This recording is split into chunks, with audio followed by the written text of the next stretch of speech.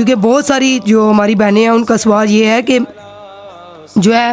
ہم تو جو ہے وہ اچھا کرنے کی کوشش کرتے ہیں، لیکن آگے سے ہمارے ساتھ جو رسپانس ہوتا ہے پھر لوگ سمجھتے ہیں کہ یہ ہمارے سے ڈرتے ہیں، تو اس وجہ سے یہ ہمارے ساتھ اس طرح کا سلوک کرتے ہیں۔ بات ڈر کی نہیں ہوتی، یہ ہوتا ہے کہ جب آپ ایک اچھا سلوک کر دیتے ہیں، یہ بھی ایک حدیث پاک ہے کہ متکبر کے آگے تکبر کرنا بھی عاجزی ہے، کہ یہ نہیں کہ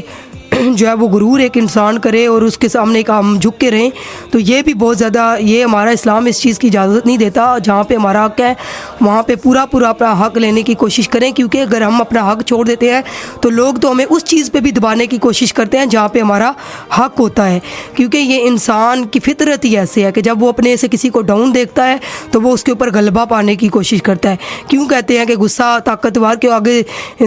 غصہ کمزور کے اوپر آتا ہے، طاقتور کے اوپر نہیں آتا۔ واقعی یہ بات سچی ہے کہ جو ہمیں لگے کہ یہ ہم سے زیادہ طاقتور ہے اس کے آگے ہم بالکل چپ ہو جاتے ہیں، اور جو لگے کہ یہ ہم سے زیادہ کمزور ہے تو پھر ہم اس کے اوپر غصہ نکال دیتے ہیں۔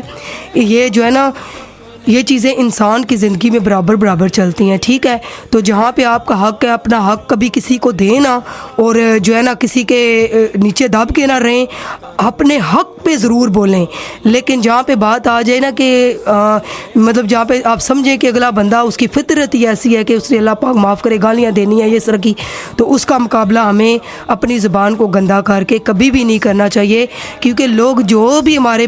بارے میں سوچتے ہیں وہ کہتے ہیں نا کہ جب انسان کسی کے بارے میں جو کچھ سوچتا ہے نا تو وہ اصل میں خود ہوتا ہے، اصل میں خود اس کی وہ اصل میں وہ چیز اس کے اندر ہوتی ہے، اور وہ اس لیے وہ دوسروں کے بارے میں سوچ رہا ہوتا ہے کہ یہ ایسا ہے ایسا ہے۔ تو حضرت علی شیر خدا نے فرمایا کہ لوگوں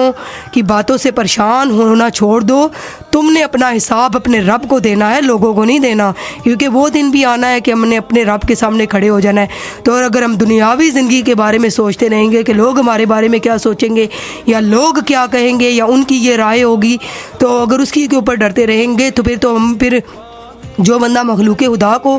راضی کرتا رہتا ہے، یعنی دنیاوی معاملات میں، ہر معاملات میں کوشش کرتا ہے کہ وہ جو ہے وہ اس کو کیا کہتے ہیں، یہ بندہ مجھ سے ناراض نہ ہو جائے، یا اس طرح میں اس کو راضی کر لوں، چاہے نماز جا رہی ہے، چاہے قرآن پاک کا وقت جا رہا ہے، چاہے ہمارے عبادات کے میں خلل آ رہا ہے، تو پھر تو سمجھ لیں کہ ساری زندگی وہ بندہ مخلوق خدا کے پیچھے بھاگتا رہا، اور جو دنیا کے پیچھے بھاگتا ہے وہ ذلیل اور خوار ہو جاتا ہے، کیونکہ یہ دنیا ایک دھوکہ ہے، اور یہ دنیا بنی ہی بریکنگ مطلب ہارٹ کے لیے، دنیا دل توڑنے کے لیے بنی ہے، دنیا دل جوڑنے کے لیے نہیں بنائے گی۔ کیونکہ اگر انسان دنیا میں رہ کے اگر یہ سوچے کہ میں